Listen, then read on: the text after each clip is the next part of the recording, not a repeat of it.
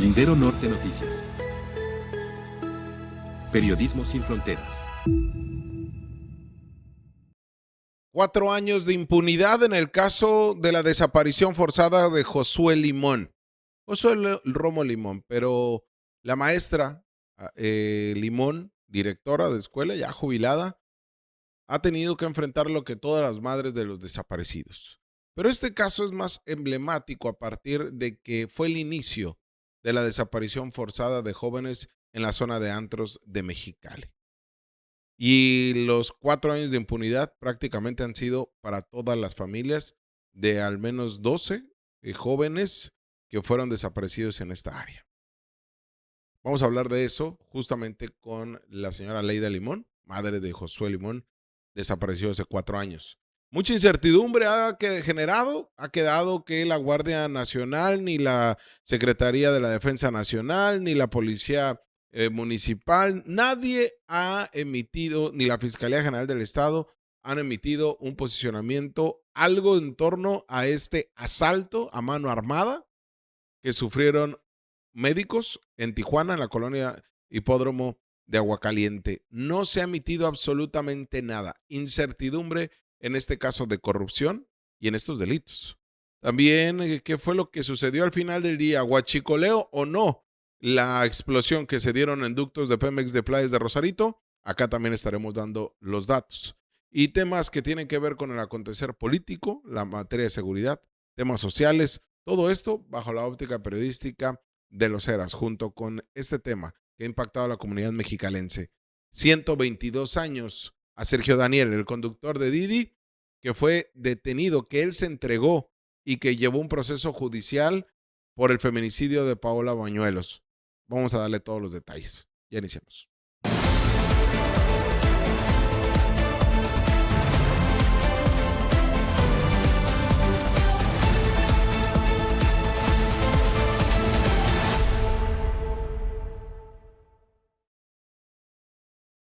Contentos de que usted nos acompañe, de que forma parte de este análisis, que sea pieza medular de Lindero Norte y del trabajo periodístico que hacemos Los Heras. El director de este proyecto, Antonio Heras, un servidor, quienes llevamos toda esta información punto por punto, tema por tema.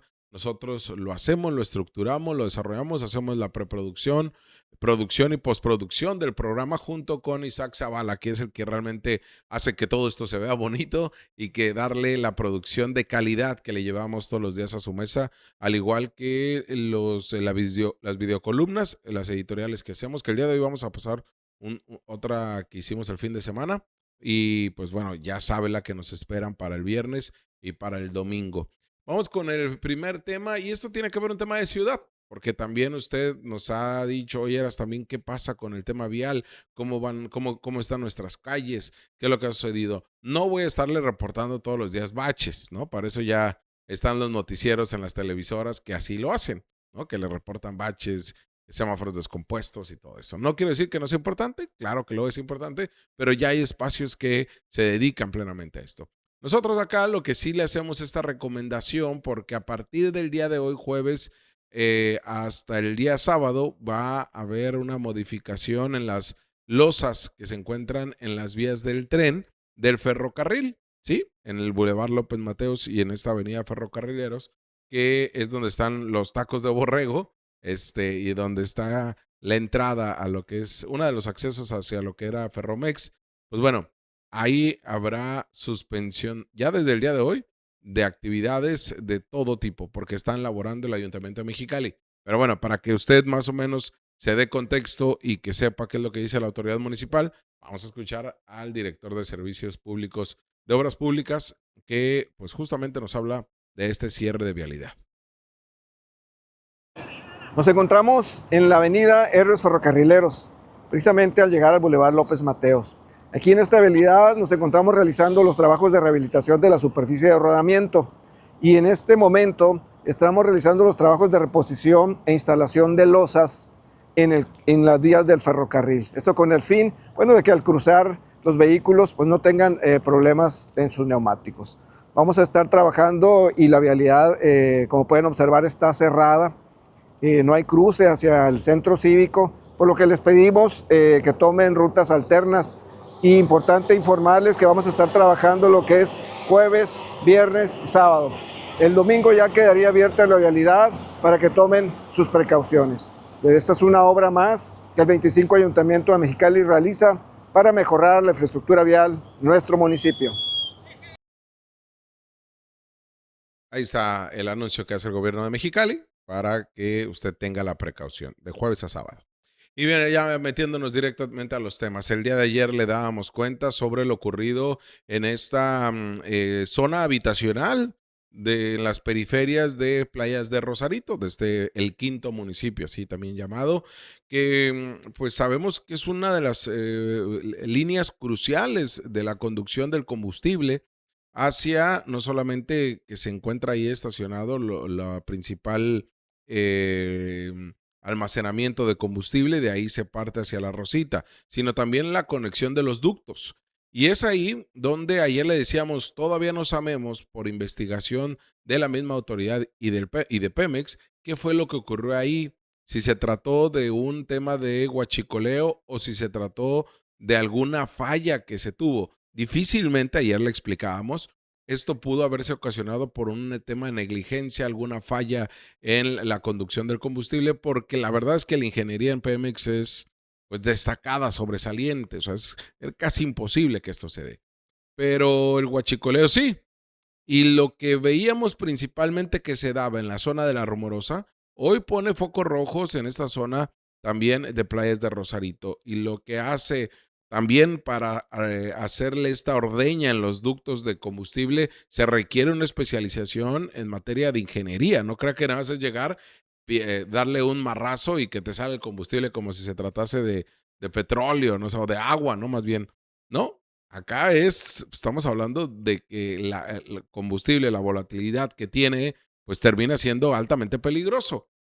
Por eso es que quienes hacen el delito de huachicoleo, hay gente que hablamos de ingenieros, hablamos de profesionistas, de técnicos. No crea que es una banda de robacarros o una banda de, no sé, de asaltantes a transeúntes. Entonces sí, estamos hablando de algo importante. Bueno, ya se dan las primeras investigaciones y vamos a escuchar primero, antes de ver las fotografías de cómo quedó, para explicarlo todavía a profundidad. Vamos a escuchar al secretario de Seguridad Pública, Laureano Carrillo, que justamente habla sobre este tema con lo que se dijo en la mesa de seguridad en torno a esta explosión de un ducto en Playas de Rosarito. Afortunadamente, pues el robo de hidrocarburos todavía se sigue presentando aquí en el estado. Nosotros desde que también el año pasado tenemos un contacto con las autoridades de Pemex, específicamente con Seguridad Física de Pemex aquí en el estado. Hemos sostenido varias reuniones también con ellos.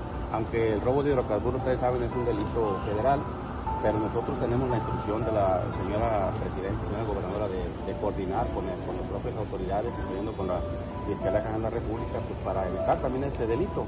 El día de ayer, desafortunadamente, se trata de un intento de una toma clandestina, donde se abre de manera irresponsable el ducto y eso es lo que provoca, desafortunadamente, este incendio, ¿no? Entonces, afortunadamente se actuó de manera rápida con las mismas autoridades de Pemex, donde se hace rápidamente el aviso, se llega y se controla esta situación. No hay daños, no hay ningún tipo de situaciones que haya puesto en peligro a la propia ciudadanía y desafortunadamente pues sí, las mismas autoridades de Pemex confirman que se trató de un intento de...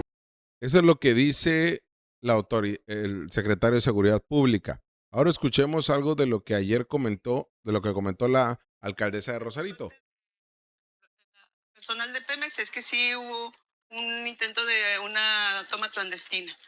Lo demás pues se tendrá que ver ahí, hacer un recuento ahí del daño que se haya realizado y pues claro, nosotros estamos ahí en esa posibilidad de poder ayudar a los vecinos que hayan sido dañados. Lo demás pues lo tiene que reparar y que está en condiciones de hacerlo ya Pemex. ¿Tienen más zonas detectadas de huachicol o intento de huachicol aquí en Playas de Rosarito? Fíjate que en el año pasado fueron 12 intentos, a diferencia de 400 casi 50 de Tecate, por ejemplo, pero no había habido ninguno cerca de población civil. Entonces, vamos a estar muy pendientes en las mesas de seguridad a ver qué nos dicen ellos, que han detectado si hay algunos movimientos. Pues generalmente a veces sucede cuando están en un solo lugar, se trasladan hacia otros lugares, pero pues yo creo que con una falta de conocimiento sobre lo que estaban haciendo, porque pues provocó esta situación que además pues, pone en peligro a la ciudadanía. Provoca peligro a la ciudadanía, lo que dice Rocío Adame, alcaldesa de Rosarito. Y pues sí, vea usted, esas son las imágenes que ayer mismo le compartíamos, donde pues observa claramente esta explosión. ¿En dónde es precisamente este punto que señalaba la alcaldesa y el secretario de Seguridad Pública de Baja California sobre más que una impericia, pues una irresponsabilidad? Obviamente es ilegal lo que pasó, pero lo que termina por hacer que no tengas el conocimiento, que no sepas, porque hasta para cometer este delito tienes que tener un conocimiento claro, porque está en riesgo también tu vida. Y esto que terminó siendo, como dice la alcaldesa Rocío Adame, pues uno de los 12 intentos, bueno, el primer intento de huachicol que se da durante el 2026. El año pasado fueron 12. A ver si ponemos las imágenes del hoyo donde está y también las imágenes que comparte Pemex, porque aquí justamente en este punto fue donde terminan por taladrar, por abrir, por excavar, y es donde inmediatamente se genera el incendio. Es ahí, en esta zona, ahí como le comentábamos en Real de Rosarito, en una parte, pues si bien es cierto, hablamos de la periferia de este quinto municipio, pero donde hay una zona habitacional y donde varias casas sufrieron afectaciones por el mismo fuego. No que se incendiaran, pero sí fue claro. Ahí vemos justamente el punto, uno de los ductos donde no crea que son así ductos grandes como de servicio de alcantarillado, ¿no? Este es uno de los puntos donde terminaron por ordeñar y rápidamente se dio la explosión. No hablamos de personas muertas ni personas que hayan fallecido a causa de esto. Pero como decía la alcaldesa, en el caso de Tecate son más de 230 puntos, o bueno, más bien 230 incidentes que se dan de robo de combustible tan solo el año pasado, ¿eh? Y en el caso de Rosarito fueron 12. En esta ocasión, en este primer año, el primero que se registra es en Playas de Rosarito, de un delito que hay que recordar que el propio presidente Andrés Manuel López Obrador, con una iniciativa, lo llevó a hacer un delito que requiere, bueno, que lo acreditan como para tener prisión preventiva de manera oficiosa. Es un delito grave, pues. Y lo que vemos ahora es que se sigue generando. Nos metimos al tema del huachicol fiscal, pero el huachicol en esta modalidad, en la modalidad tradicional, lo que es de ordeña de ductos, pues también se está generando, ¿no? Y continúa haciéndose aun cuando se trata de un delito grave, aun cuando ha habido operativos por parte de la autoridad. Y antes se daba mucho más porque se escondía la información. Hoy todavía Pemex esconde la información, no nos ha dado claro cuántos son, qué puntos tienen detectados, y yo les decía desde el día de ayer, esto no se puede entender más que también por corrupción del mismo Petróleos Mexicanos, ¿eh? También hay corrupción ahí de personal, como también de la Policía Federal, en este caso la Guardia Nacional. No se puede entender que lo hagan tan libre sin esta complacencia de las autoridades. Y bueno, cambiando de tema, metiendo ahorita a la espera de que la maestra Leida Limón ingrese para poder pues entrevistarle y platicar con ella sobre lo ocurrido en el caso de su hijo Joshua Limón, 4 años de impunidad. Vamos a la videocolumna, ¿te parece, Isaac? La videocolumna justamente porque ya hay cambios en el sistema penitenciario. Y esto ha sido gracias a la presión de los custodios, esto ha sido gracias a que los custodios se envalentonaron y que también al interior del área administrativa del sistema penitenciario entendieron que esta corrupción tarde o temprano los iba a salpicar y entendieron que había que hacer modificaciones centrales Modificaciones que no era correr al director de una cárcel, sino era realmente atender la corrupción que hay ahí. Y acá en Lindero Norte no nos sentimos orgullosos ni nos pavoneamos de que hayan renunciado, que nosotros logramos. No, la verdad es que la actividad periodística, yo no trabajo para que renuncien políticos, por muy corruptos que sean, ¿no? Yo la verdad ese no es mi fin, no es el fin de Lindero Norte. Nosotros exponemos y la autoridad sabrá que hace lo correspondiente o no, pero seguimos evidenciando actos de corrupción. Y en este caso, nosotros denunciábamos nepotismo en el caso de Alvarado Silva, en el caso de Machado, en el caso de José Gabriel Gálvez, donde hablábamos de que había actos de corrupción no solamente por cómo Alvarado Silva había metido a su pareja sentimental, a su hermana, al hijo a su hijastro, al mejor amigo de su hijastro, en el área donde él trabaja, que es en la dirección de normatividad, que es un punto más importante, era el brazo derecho de José Gabriel Gálvez. Y donde hablamos de Luis Machado, que también, pues realmente no se veía un trabajo que pudiera desarrollar. Y muy soberbios ellos decían, no, una nota no nos va a tirar. No queremos entrevista con Eras, porque él quién es como para poner condiciones. Yo decía, no, yo no pongo condiciones. Es más, si no quieren hablar, pues que no hablen a mí, pero que sí declaren a medios de comunicación. ¿Qué fue lo que hicieron? Llevaron a medios de comunicación para que vieran cómo están los platillos que dan, cómo está la seguridad del hongo. Pero no, nosotros evidenciábamos otra cosa. Pero antes de entrevistar a la maestra, ¿qué le parece si vemos esta videocolumna? La videocolumna, una de las que presentamos este fin de semana y que evidenciaba también sobre una cárcel VIP. Esta en el municipio de Mexicali. Y ahorita va a ver por qué es VIP.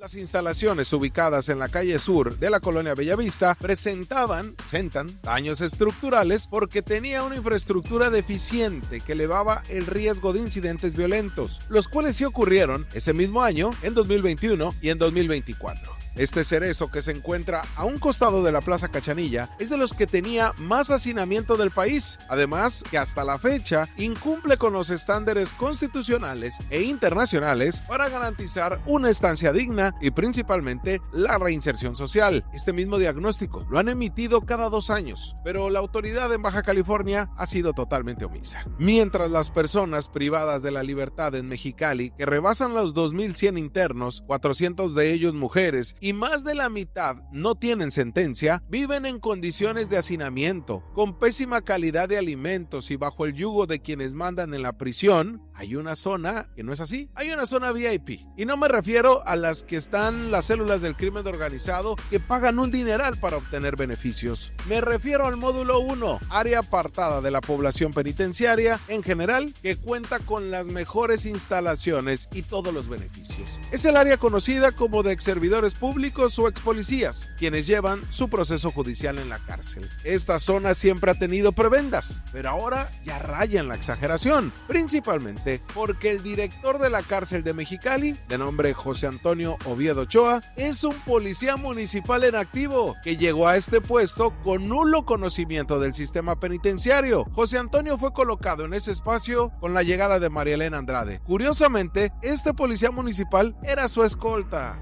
Pero ¿qué hay en este módulo? Hay comidas especiales, hay droga, hay visitas a deshoras y sin la autorización debida, hay área refrigerada, snacks a precio de mercado, no a lo caro que cuesta la cárcel. Incluso tienen hasta el beneficio de trabajadoras sexuales. Curiosamente, los policías que recientemente detuvo la Fiscalía de María Elena Andrade en 2025, los 6, en un acto sin precedente por presuntamente estar involucrados con el narco en desapariciones forzadas y otros por delitos vinculados con los agentes de la FES, pues ahora tienen más beneficios con Oviedo Ochoa al mando de la cárcel. Sus familiares hasta los ven más gorditos y con piel tersa de tan bien que son tratados, a diferencia del resto del penal. En tanto, el sistema penitenciario sigue sin transparentarnos los más de 1,920 millones de pesos que tienen de presupuesto.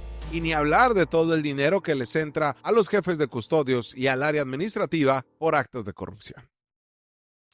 Mucha gente no entendió o no quisieron entender o por ser familiares de estos policías se enojaron por esta videocolumna. Yo no digo que los agentes tengan que estar en el mismo lugar de las personas que ellos detuvieron o con la misma población carcelaria. Yo lo que digo es que tienen más beneficios que los que nadie tiene, ni siquiera los grupos del crimen organizado que operan al interior y que pagan una la nota.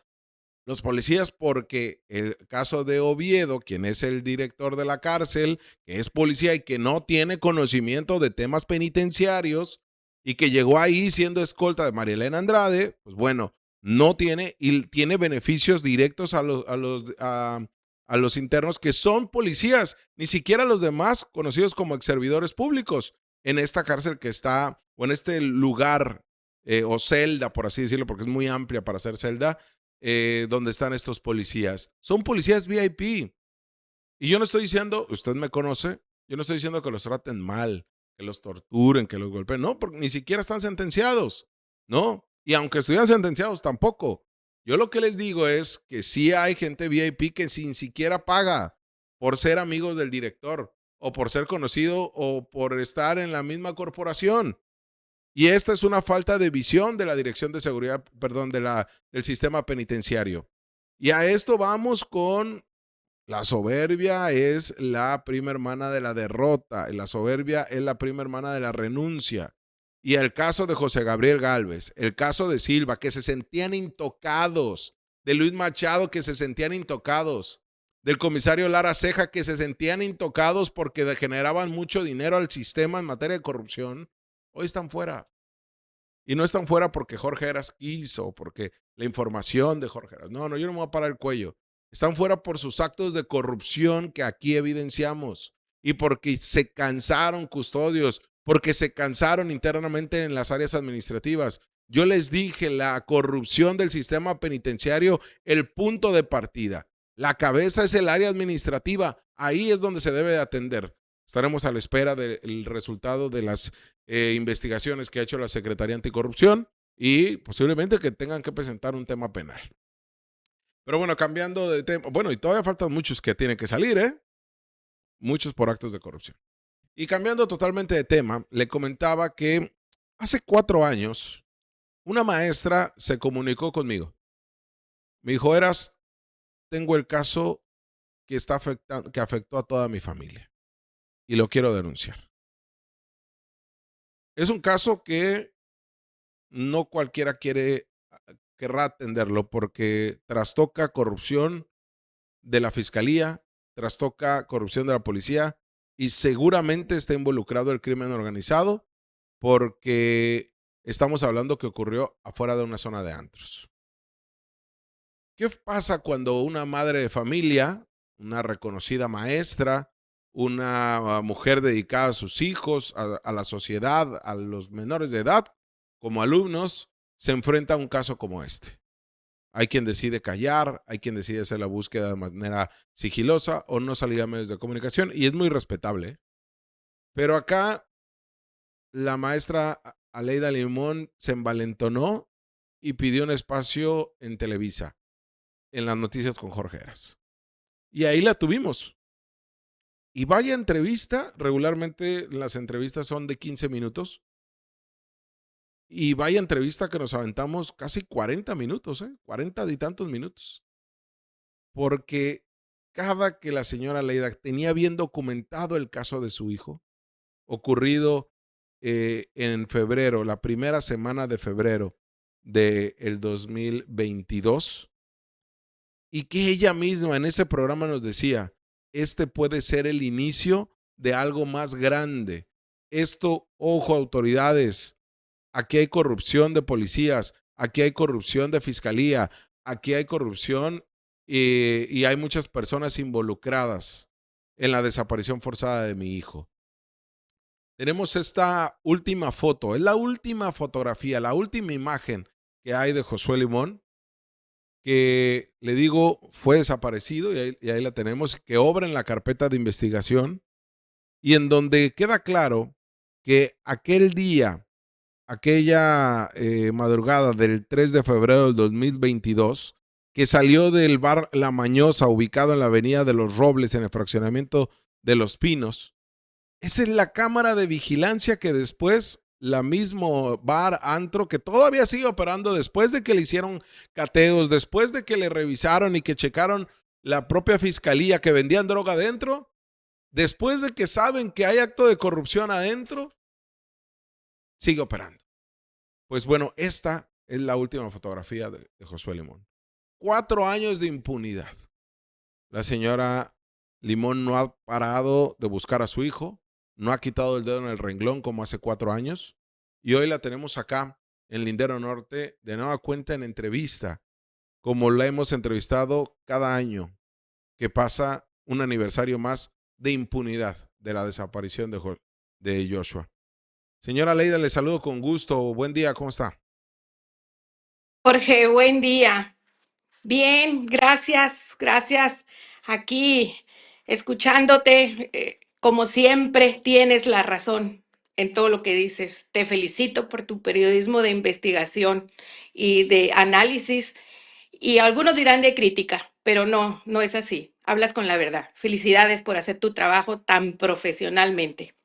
Señora Leida, hace 4 años lo recordábamos el día de anteayer que me mandaba la fotografía de esa entrevista que sacudió al sistema, sacudió a la fiscalía, sacudió, vaya, a todo porque pues lo querían pasar como una desaparición más, como si su hijo estuviera extraviado.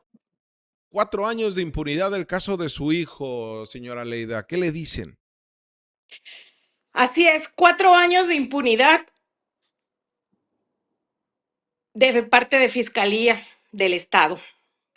4 años de cinismo al negar los hechos, al negar que ellos sí hicieron su trabajo, cuando se les he comprobado varias ocasiones que desde el minuto cero se les avisó. Habían pasado, bueno, no 0 minutos, 2 minutos, cuando ya se hizo el llamado a la 911 por parte de la acompañante de mi hijo, que se lo llevaron a punta de pistola. Fue la policía municipal, llegó fiscalía, no lo buscaron, no lo radiaron, y me consta por qué el padre de mi hija vivía conmigo en ese tiempo, y en cuanto me avisaron, a la par que a la policía, puso el radio de la municipal, porque él es municipal, y me di cuenta y comprobé con mis ojos y oídos que no lo buscaron. Siempre se los he dicho. Fiscalía tampoco lo hizo. Hoy, a 4 años exactamente, Jorge, te lo digo a ti porque fuiste el primer periodista que se acercó a darme voz, que entendió mi dolor y mi desesperación. Hoy te digo, tengo en mis manos un amparo federal. Resuelve un juez federal que tengo la razón de todo lo dicho durante estos 4 años y lo que estoy diciendo en este momento. Aquí comprueba el juez federal que Fiscalía omitió hacer las investigaciones conducentes según lo marca la Constitución y la Ley General de Víctimas. Aquí se les cae su farsa. Pero tuvo que hacerlo un juez federal, y llevo 4 años con esto, porque a mi hijo se lo secuestraron. Recuerden que primero lo secuestraron, se le llevaron a pistola, pidieron dinero, que el fiscal no me dejó entrar, el fiscal en ese tiempo, Orozco, no me dejó entregar, y después lo desaparecieron. Se lo llevaron el 3 de febrero, el 3 y el 4 me estuvieron hablando por el dinero, que nunca entregué. Y el 10 de febrero yo metí este amparo federal, y hasta hoy, fíjate, 4 años después, justo el 26 de enero, me resuelve el fallo a mi favor. Y aquí compruebo que Fiscalía trató de negarse como lo ha hecho siempre. Por eso digo cínicos.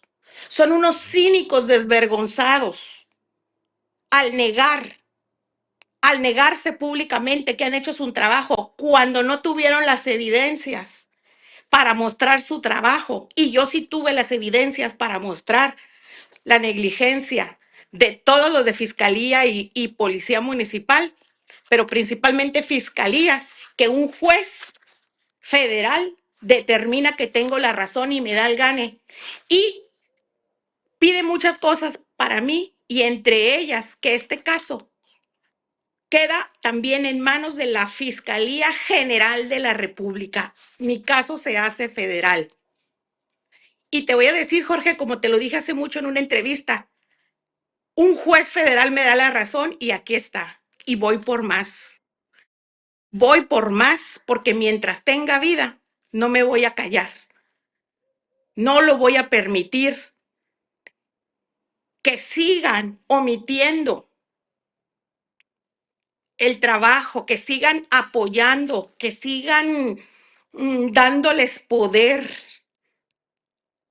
a personas malas, a delincuentes, que protejan más a los delincuentes que a las personas que nos portamos con decencia y con trabajo comprobado, que venimos de la cultura del esfuerzo, que no tenemos un solo lujo que no nos hayamos ganado con nuestro trabajo, que no hemos robado un solo peso, que no hemos matado a ninguna persona, que no hemos hecho daño. Y que si fuera y me robara un gansito al Oxxo, si yo estuviera en la cárcel, porque eso es lo único que hace Fiscalía. Y lo de mi hijo, y lo de 1,500 desaparecidos, porque mi hijo fue el número 1 de esta ola de desapariciones. Y seguimos, continuamos con las desapariciones. No hay día que no mire en las redes sociales las desapariciones. Mentira que han disminuido. Mentira. Pero Justamente, aquí, justamente, señora Leida, le quiero preguntar sobre eso, porque decíamos, ¿por qué es tan duro este caso? ¿Por qué es tan emblemático? ¿Por qué pues, es el, como usted lo dice, es el uno? ¿Por qué es el punto de partida? Porque recuerdo muy bien en aquella entrevista que nos hizo, que hicimos en Televisa y que nos decía usted, es que volteen a ver esta zona.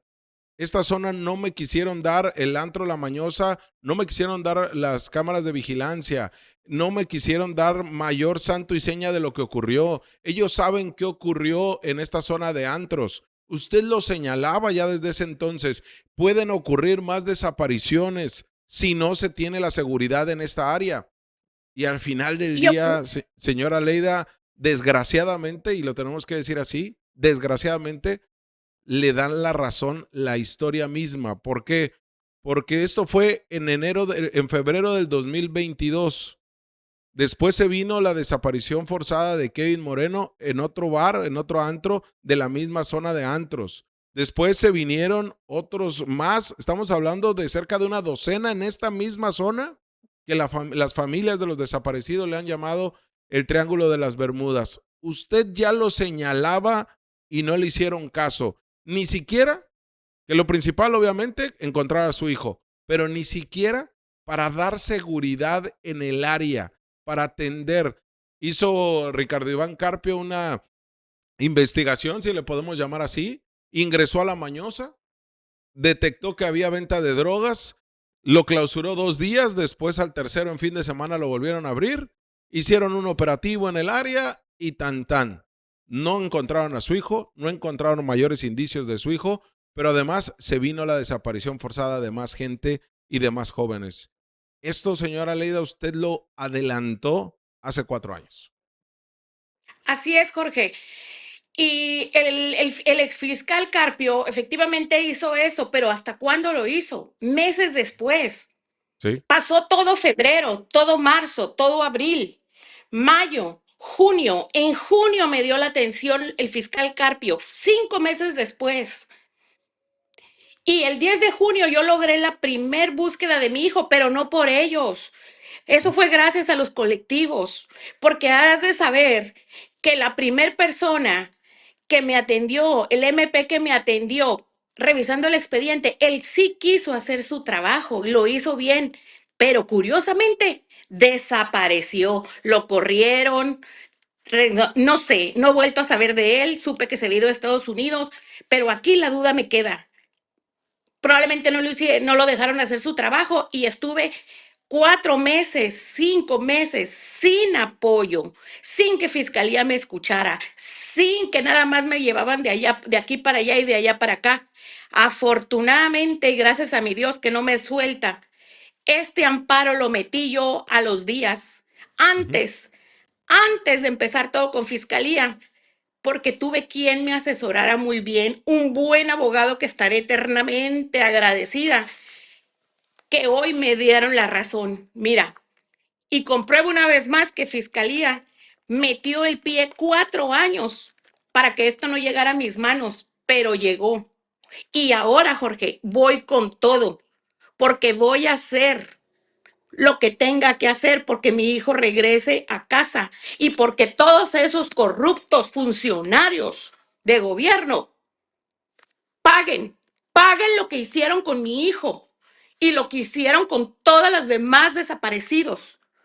¿Cómo es posible que de ser el número uno, mi hijo, desde el 2022 vayamos en 1,500 y probablemente hasta más, porque ya sabemos que las cifras las maquillan? Esto es un cinismo y esto tiene que parar, y tiene que parar gracias a periodistas como tú, gracias a la audiencia que tienes, que es gente crítica, gente analítica, gente con conocimiento, que no puede decir que solamente afectó a una familia o que el muchachito andaba en malos pasos. No, no, no, no, no. No se trata de eso. El que la haga, que la pague.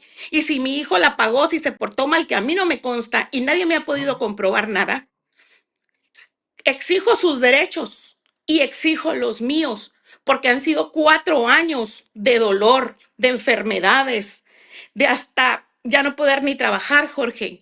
Ya no quise trabajar para el gobierno porque siento asco, asco de pertenecer a un gobierno que me dio la espalda, que me destruyó la vida, que destruyó a mi familia por cubrir a delincuentes. Si tú recuerdas, y recuerda toda la gente que me escucha, yo hablaba muy fuerte públicamente y me decían incluso que estoy viva. A lo mejor Dios quiere y me designó, probablemente, no lo sé, para decir la verdad. Yo ya perdí a un hijo. Yo no quiero que las demás personas sigan perdiendo, porque esto se está poniendo peor. Así como lo dijiste, lo dije y por ahí tienen grabado todo eso. Hagan caso, actúen. Y no lo han hecho, no lo han hecho. Cientos de madres que he platicado con ellas de desaparecidos y no tiene nada. Y mi caso, quiero decirlo públicamente, es el que más información tiene, testigos presenciales, personas que ya le había dicho lo que le iba a pasar, pero porque es nieto de un periodista, lo han protegido mucho, que ahora se miran en todos estos escándalos, de dónde viene. Analicen todo lo que yo había dicho antes y justo está cayendo en la cara de todos estos funcionarios. Todo lo que en su momento dijeron que hablaba una mamá dolida. Sí, habla y sigue hablando una mamá dolida, pero pero habla una mamá que Claro. lee, que investiga, que se documenta, que sabe sus derechos, esas obligaciones también, pero también sabe las obligaciones y la ética con la que deben de manejarse los funcionarios públicos y el gobierno en general. He sido la burla de este gobierno, al igual que las familias, pero más yo. ¿Sabes por qué me siento que he sido la burla y que se han burlado de mí? ¿Por qué? Porque ahora, más tranquilamente, Jorge, permíteme, analizando el expediente, ¿sabes a quién me mandaban a que me cuidara mi casa cuando yo pedí que me dieran seguridad porque tenía miedo a los días de mi hijo? Pues al policía municipal, que todo mundo después lo unió con el cártel este famoso. Ahí tengo el expediente firmado cuando él era comandante, con fotos de mi casa. ¿En manos de quién estuvo mi seguridad? El jefe de grupo de desaparecidos, cuando yo discutía con la fiscal Hortensia porque no me daba una búsqueda, también resultó estar con ese cártel, lo encontraron con armas, lo detuvieron los que antes les decían los pepos.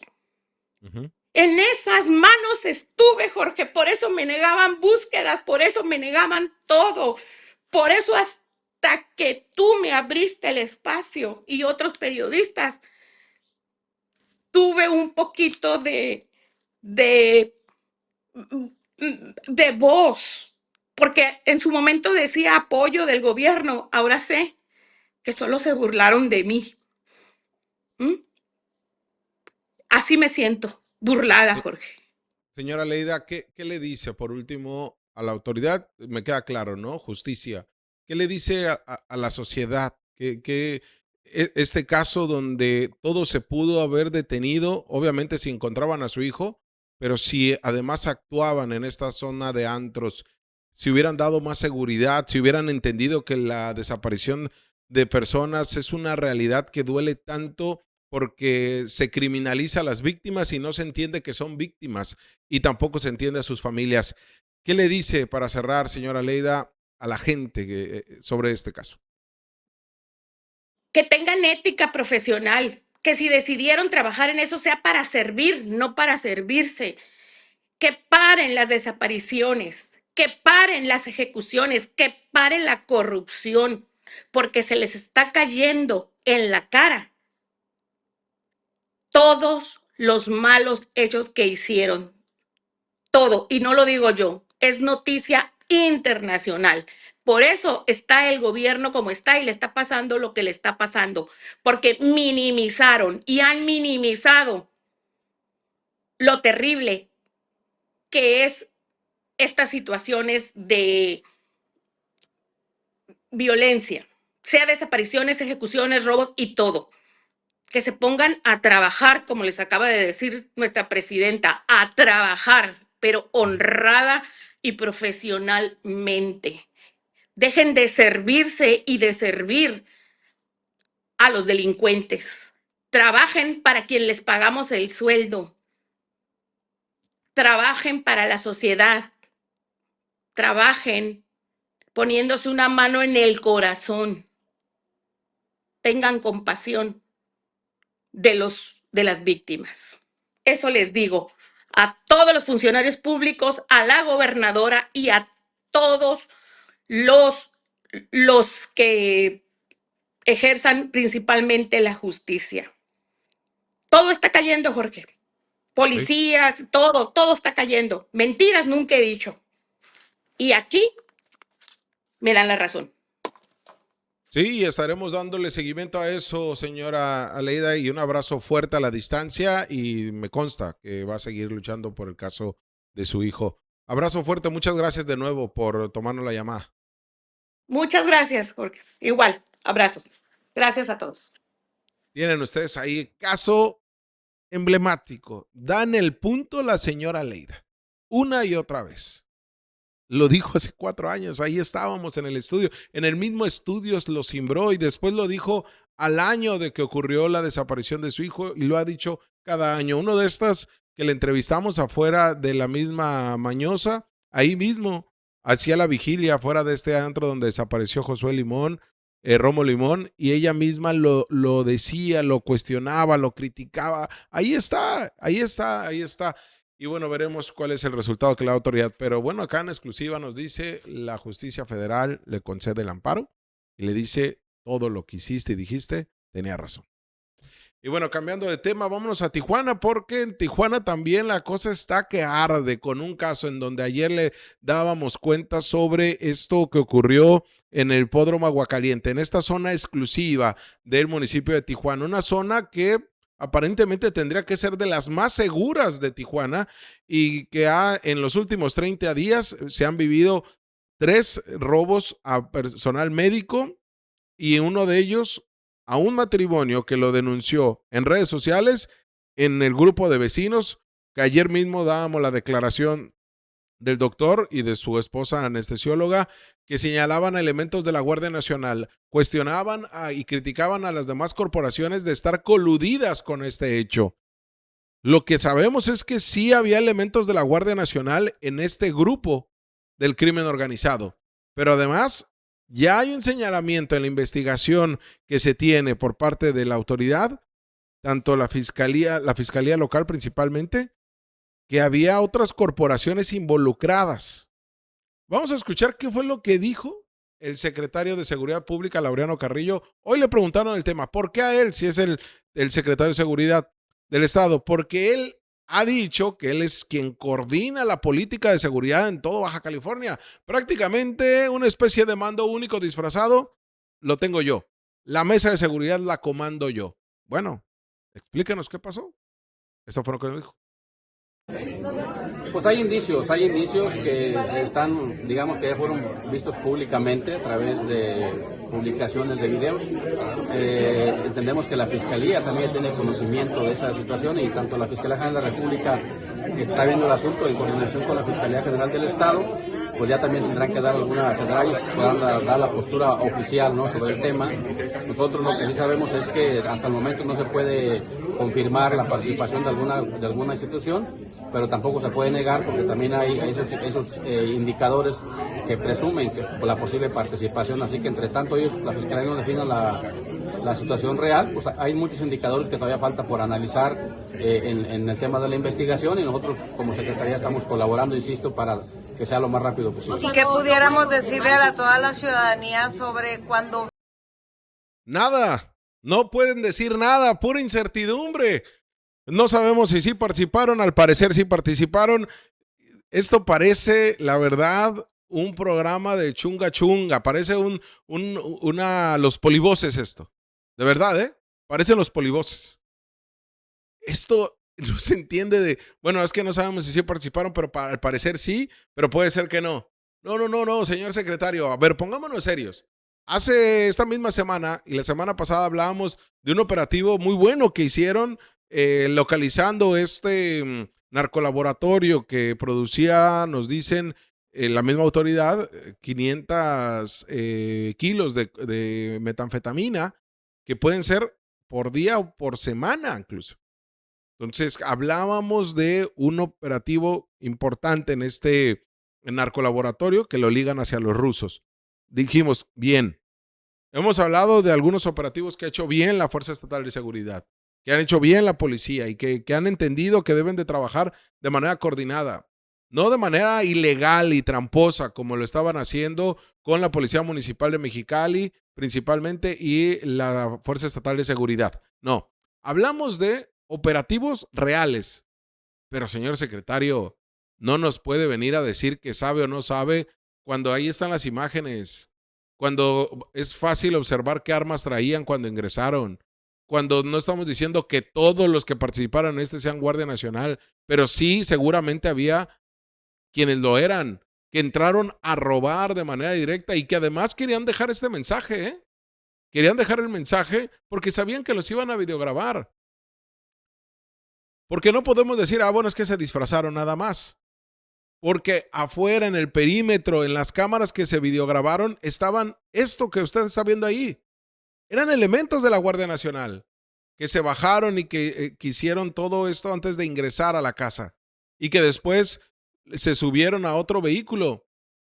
Pero estamos hablando de que ahí está. Y además, lo que nos dicen es que hay otras corporaciones involucradas, Hay otras corporaciones que están relacionadas con esto y ahí sí no sabemos cómo lo van a interpretar ni cómo lo van a determinar la autoridad. Son imágenes de ese día, de la noche del martes, cuando ocurrió esto y que fue denunciado por las mismas autoridades, por las mismas, víctimas.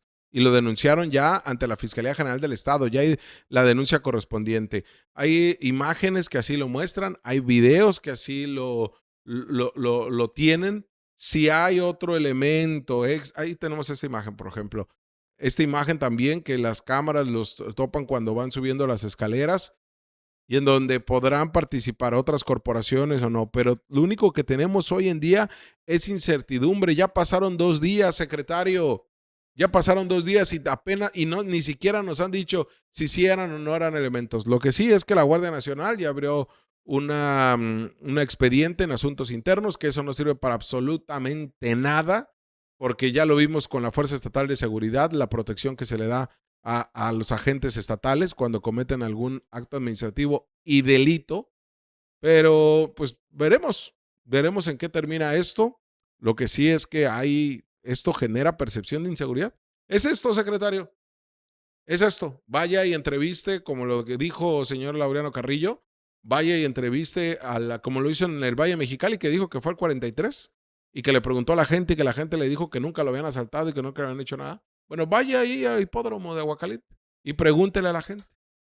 Y va usted a tener su encuesta, esta encuesta no científica, y donde le van a decir qué es lo que sienten. Esa es la percepción de inseguridad. Justamente eso. Cambiando de tema, pues ya para cerrar, la sentencia de 122 años de prisión, 122 años de cárcel en el caso de Paola Bañuelos. Esto que recordará ocurrió en 2024, cuando esta joven de 20 años, de 21 años de edad, fue desaparecida cuando el lunes 8 de julio del 2024, esta estudiante de la UABC, Paola Andrea Bañuelos, tomó un taxi de la aplicación Didi, la solicitó después de que salió con sus familiares, con una prima. A la prima la recoge su familia, su papá, y dice, no, yo ya pedí un Didi, ya me voy a mi casa a dormir, ¿no? Como todo joven, dice, pues ya, es hora de dormir. Era la madrugada de ese lunes ya. Tomó este taxi de aplicación, salió del bar La Consentida, otra vez la zona de antros. Está ubicada en el Boulevard Benito Juárez. Según la carpeta de investigación de la Fiscalía, fue recogida por el Didi que manejaba Sergio Daniel GS, que son las letras iniciales de sus apellidos, que ya una vez que le formalicen la sentencia vamos a poder decir los apellidos completos, pero él la llevó en el taxi y no la llevó a su casa, la llevó para otro rumbo desconocido, en donde la agredió físicamente, donde se hablaba de una agresión sexual también, pero bueno, al final del día no se pudo determinar mayores elementos dentro de la necropsia de ley, salvo que sí, fue asesinada. Y además de esto, que de acuerdo a lo que hace Fiscalía en el peritaje y en el trabajo que hace el Servicio Médico Forense y en todo el trabajo en la carpeta de investigación, se determina, y eso se dijo en la audiencia de juicio oral, que Paola Bañuelos en sus uñas tenía el ADN de Sergio Daniel. ¿Por qué? Porque se defendió de este feminicidio. De la agresión que sufrió, se defendió. Hasta su último minuto se defendió. Pero fue asesinada por Sergio Daniel, de acuerdo a lo que ya estableció un juez, el juez de control Victoriano G., quien le dio 122 años de prisión, 122 años de cárcel y 10 meses por la desaparición forzada y feminicidio de Paola Bañuelos. En esta audiencia que se celebró el día de ayer, la audiencia de individualización de la pena, el juez Victoriano G. condenó a Sergio Daniel a 66 años y 8 meses por el delito de feminicidio y 56 años con 3 meses de cárcel por desaparición forzada de personas cometidas por particulares. Además, el sentenciado deberá pagar una multa de más de 1 millón de pesos de reparación de daños. En los 13 años que tiene tipificado el delito de feminicidio, en ningún caso la Fiscalía había logrado una pena máxima. Al contrario, en la mayoría de los casos, el Ministerio Público acordaba con el agresor que se resolviera en un juicio abreviado para fijar una sentencia mínima, incluso que le dieran menos años de la mínima. Hay feminicidas que recibieron menos de 20 años de cárcel, cuando en ese momento era la máxima 50 y la mínima 20. Estas fotografías, que son del periódico La Crónica, que son de compañeros periodistas que estuvieron ahí, otra que tenemos ahí de Semanario Z también, que estuvieron en la audiencia y que con cámara fotográfica lograron tomarlas, y que, bueno, tomamos estas fotografías para ilustrarle a usted justamente lo que ocurrió, pero son de ellos, de compañero Luis Gallegos de La Crónica, como también el caso de Semanario Z de Arad, que estuvieron en esta audiencia y también Sergio Caro estuvo en el de La Voz. Vieron varios compañeros periodistas y fotoperiodistas ahí en esta audiencia. Esta información, que es del oficial que maneja el Poder Judicial, en donde estamos hablando de 122 años de cárcel para Sergio Daniel. Como ya les decía, 66 años y 8 meses por el delito de feminicidio y 56 años con 3 meses de cárcel. Al final, en varios momentos de la audiencia, de acuerdo a lo que reportan los compañeros periodistas que estuvieron ahí, hubo momentos en los que Sergio Daniel reía por nerviosismo, por cinismo, por incredulidad, por miedo. No sabemos, la risa puede salir de muchas maneras, pero generaba una sonrisa cuando escuchaba la sentencia del juez Victoriano G. Por eso, la madre de Paola Bañuelos, que ahí la teníamos en una fotografía, así lo podemos poner, la madre de la señora Paola Bañuelos, cuando ya se lo llevaban caminando rumbo a la salida de la sala de audiencia, le gritó: para que te sigas riendo. Ahora sí, para que te sigas riendo. Y después salió desconsolada en llanto la señora Paola, como ha estado en llanto desde hace casi 2 años. Ahora, pues sabedora de que hay una sentencia, pues como nunca antes se había sentenciado un feminicida, 122 años de cárcel y 122 años y 10 meses de prisión. Estará seguramente unos añitos acá en la cárcel de Mexicali y después será trasladado a Longo. Un joven originario de Obregón, Sonora. Justamente fue en Sonora, en Obregón, que él, después de que presta este servicio y sabedor que lo estaba buscando la autoridad y que había una orden de aprehensión en su contra, él se fuga hacia Sonora, hacia su natal Obregón. Ahí sus padres le convencen que tiene que entregarse a la autoridad porque él juraba y perjuraba que era inocente, que él no lo había matado, que él sí la había llevado en el taxi, pero que no la había matado. Los elementos que hay en la carpeta de investigación fueron suficientes para que lo sentenciaran como culpable. Y no hubo ningún elemento, ninguna declaración que diera el propio Sergio Daniel que se dijera o que se estableciera que no. Y todo esto nos lleva a que justamente pues Sergio Daniel va a purgar 122 años. Obviamente la vida no le va a alcanzar, pero son estas sentencias ejemplares. Esas sentencias que hemos venido cuestionando desde hace 13 años a la autoridad, que son las que marcan, son las que al feminicida lo van a detener, lo van a inhibir. No quiere decir que ya vayan a terminar los feminicidios, ojalá y sí, pero estas sentencias son las que sacuden y dicen no hay impunidad. A diferencia, le digo, de feminicidios en donde le daban menos de 20 años o te dan menos de 30 años en esta aritmética que hacen apegados al Código Penal para hacer estas aritméticas de las sentencias. Pero esto que pues el día de ayer se dicta y que ya después veremos la lectura misma de la sentencia, será puntual. De mucho dolor para la familia, pero encontrar justicia. Ahí tenemos igual otra fotografía donde están con las cartulinas de las protestas que se hicieron en ese momento. Hay que recordar que a Paola Bañuelos fue buscada durante días y fue localizada ya su cadáver en el Oasis, en el fraccionamiento Oasis entre Islas Sagradas A y B. Y justamente esto, todas las madres merecen ver a sus hijas volver. En este caso, también merecen que si a tu hija la asesinaron, una sentencia ejemplar como esta. Y estas protestas que se vivieron de jóvenes estudiantes, de compañeras de la propia Paola Bañuelos, de todo esto que incluso tuvo que aguantar la familia, de versiones descabelladas que sacaban en redes sociales, pues hoy llega a su fin. Justamente llega a su fin con una sentencia como esta. Así que bueno, ya ahí está este caso, 122 años, 10 meses de prisión a Sergio Daniel. Ya veremos si lo va a apelar la sentencia, que lo dudo mucho, pero pues ahí está este caso. Ya con esto nos despedimos. Gracias por estar con nosotros. Estaba viendo si me faltaba algún otro tema, pero los dejamos porque el día de hoy fue el evento de promulgación de la Constitución del 5 de febrero y estuvo la presidenta Claudia Sheinbaum Pardo. Ahí acudió la gobernadora Marina del Pilar y los demás gobernadores y bueno, en un evento protocolario así muy institucional que se dio en la capital del país. Con eso los dejamos.